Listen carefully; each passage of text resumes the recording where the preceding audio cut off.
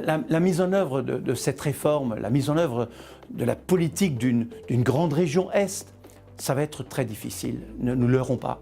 Le défi est immense. Et pourtant, ce défi, nous le relevons.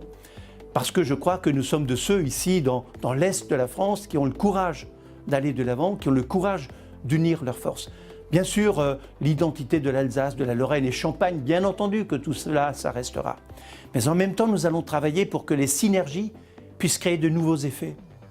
Quand on regarde ce territoire, ça fait quand même un territoire d'un 150 milliards d'euros de PIB, de produit intérieur brut.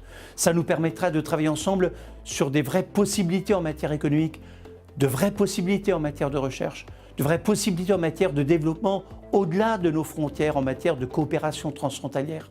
Ça sera difficile, mais si nous unissons nos forces et si nous sommes des femmes et des hommes qui avons la volonté de travailler, de mettre en commun, plutôt que tout simplement de nous affronter, ce qui est trop souvent le cas dans notre pays, eh bien ça nous permettra de faire en sorte que cette réforme, qui n'était pas nécessairement voulue, elle puisse donner des résultats qui soient positifs. Nous devons être capables, dans ce grand territoire, d'être tout simplement davantage en efficacité commune, porter ensemble des projets pour dépasser les clivages d'aujourd'hui et pour aussi permettre de relever des défis que seuls nous ne pouvions pas relever. Par exemple, dans le domaine de l'internationalisation, oui, je crois que cette réforme pourra aussi, pour nos territoires, malgré les difficultés, avoir des effets positifs. À nous de faire en sorte qu'il en soit ainsi.